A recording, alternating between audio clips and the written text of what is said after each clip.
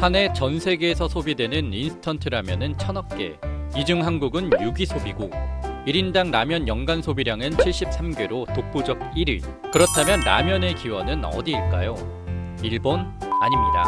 라면은 본래 중국 음식으로 남면에서 유래됐습니다. 이 남면은 메이저 유신 직후인 1870년대 일본으로 건너가면서 일본식 발음인 라멘이 되었습니다. 우리가 현재 먹는 라면의 형태는 1958년 일본 니신 식품의 안도 모모호쿠 회장이 치킨 라면을 개발해 대량 생산하면서 시작되었습니다. 국내에 라면이 소개된 건 1963년 삼양식품에 의해서였습니다. 당시 삼양식품은 일본에서 라면 제조 기술을 도입해 즉석 삼양라면을 처음 선보였는데요. 하지만 도입 초기 소비자들에게 큰 주목을 받지 못하다 박정희 정권의 혼분식 소비 권장 정책이 도입되면서 대중화되었습니다. 당시 라면의 가격은 중량 100g에 10원으로 자장면 가격 25원보다 저렴했습니다.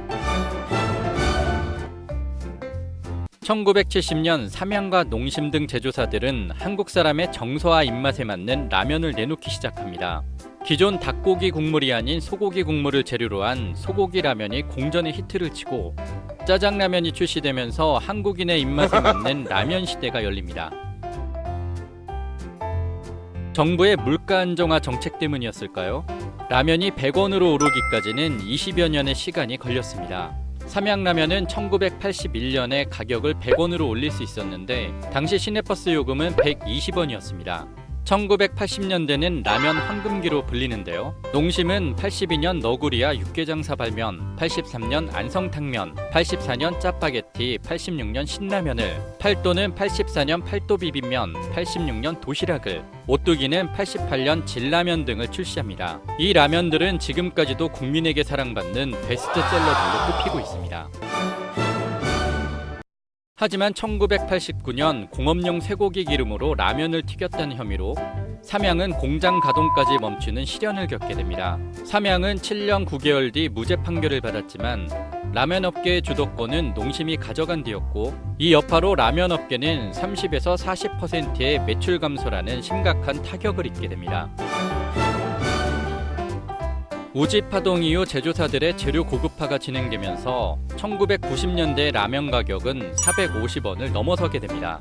90년대에는 튀김우동, 오징어 짬뽕, 생생우동, 왕뚜껑, 수타면, 콩라면 등 다양한 신제품이 출시되면서 98년 국내 라면 시장의 매출 규모가 사상 1조 원을 넘게 됩니다.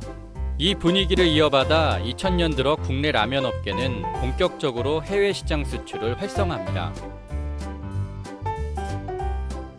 2001년 480원이던 라면 가격은 이후 5차례 똑같은 가격으로 인상되며 2008년 750원으로 오르게 됩니다. 이유는 라면 업체들이 농심을 중심으로 10년간 가격 담합을 해왔기 때문인데요. 공정거래위원회는 이들 업계에 총 1354억 원의 과징금을 부과합니다.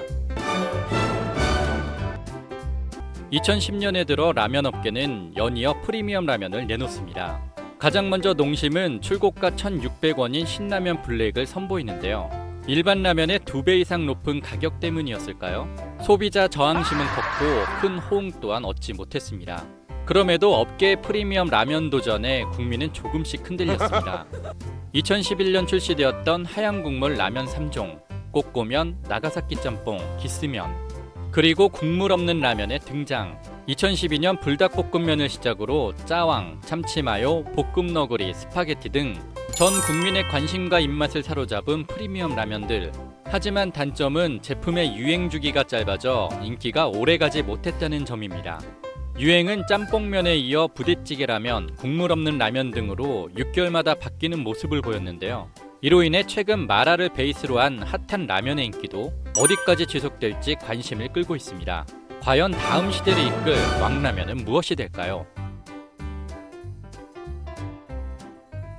국내 라면 시장에서 100억 개 이상 팔린 히트 상품은 몇 개일까요? 삼양라면, 안성탕면, 신라면 단 3개.